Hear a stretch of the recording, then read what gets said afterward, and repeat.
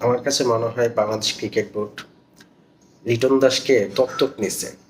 ঠিক আছে, কারণ তাকে সরানোই যাবে না।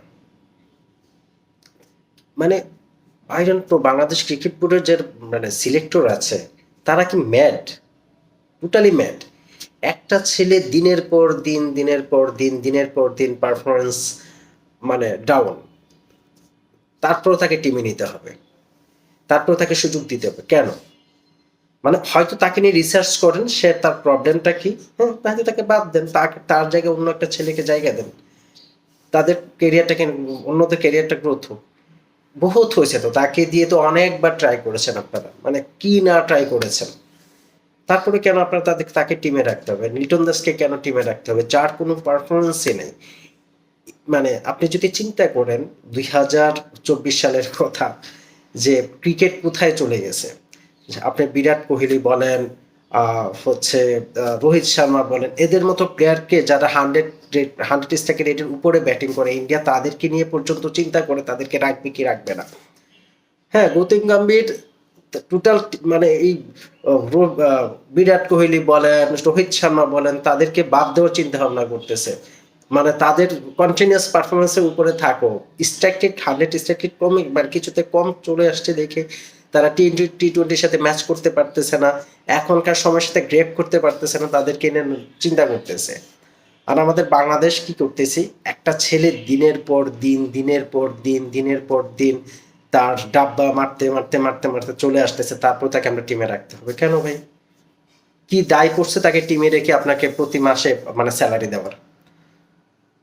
অথচ এর চেয়ে ব্যাটার ব্যাটার প্লেয়ার পড়ে আছে। ইমরুল কায়েসের কথা চিন্তা করেন, ঠিক আছে, কি ছিল না ছেলেটা, কি ছিল না, তাকে বাদ দিয়ে ফালাই থুয়ে রাখছেন আপনারা। পারফরমেন্সের ট্র্যাকিংই করেন না ইমরুল কায়েসকে। ঠিক আছে, কেন ভাই এগুলো কেন হবে ক্রিকেটের মধ্যে? এখনো কি সেই তেল মাঝামাঝি আছে আপনাদের? একটা ছাগলকে বসাই বারবার তাকে ট্রাই করছেন, যার কোন পারফরমেন্সের কোনো বালাই নাই, কোনো কিছুই নাই তার। ঠিক আছে, ক্রিকেটের কত টেকনিক আসছে এখন, কত টেকনিক্যালি কত ব্যাট করতে হয়, ক্লাসিক্যাল ব্যাট করতে হয়, ক্লাসিক্যাল বাইরে যে ব্যাট করতে হয়। আপনি এডি ভিলিয়ার্সকে দেখেন না কি করে গেছে সে ক্রিকেটকে, তার শট দেখেন কি করছে। ঠিক আছে, আর আমরা তাকে নিয়েই পড়ে আছে। একটা লিটন দাস কেন সে টিমে থাকবে এখন? তার কি আছে, সে কি পারফরমেন্স দেখাচ্ছে?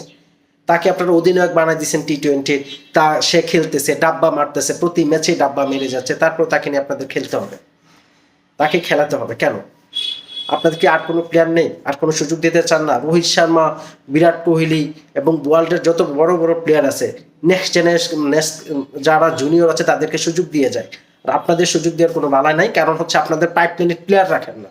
এবং যদিও রাখেন, সেটা হচ্ছে যে কি করেন, ওই কারো তেল মাছতে পারে না দেখা, কারো পার্সোনাল ইগুতে লাগে তাদেরকে বাদ দিয়ে থুয়ে রাখেন।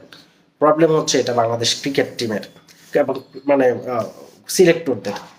ঠিক আছে, কোন আক্কেলে, ঠিক আছে, এই ছাগলটাকে এখানে আপনারা এই লিটন দাসের মতো ছেলেকে এখানে টিমে রাখতেছেন?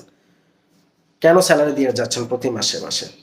আর কোচের কথাতে বাদই দিলাম, আপনারা কোচ কি সিলেক্ট করেন I don't know, totally no.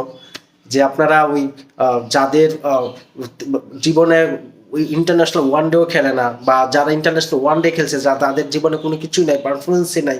একটা তো নিয়ে আসছিলেন, ঠিক আছে, শ্রীলঙ্কার, আরেকটা আনছেন এখন।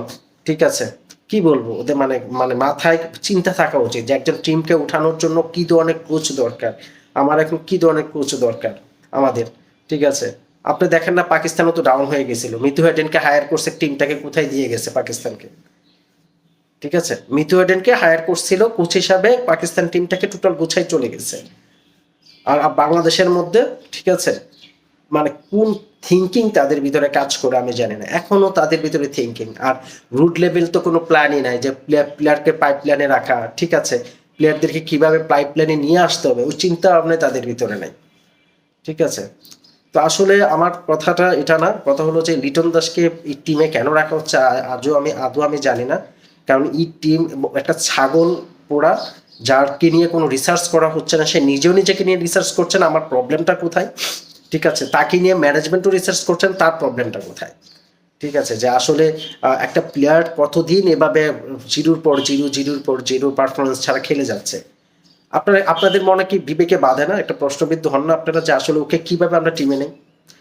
অথচ অনেক প্লেয়ার পড়ে আছে, যাদেরকে সুযোগ দেন আপনারা, উঠার উপায় দেন। অনেক দিন হয়েছে তো ওকে, 10-12 বছর তো হয়ে গেছে তাকে নিয়ে আপনারা ট্রাই করছেন, কি করতেছে সে? ঠিক আছে, তো আই থিঙ্ক আপনাদের রিফর্মেটিং চিন্তা করা উচিত ওকে নিয়ে। ওকে, আল্লাহ হাফেজ বন্ধুরা, ভালো থাকেন।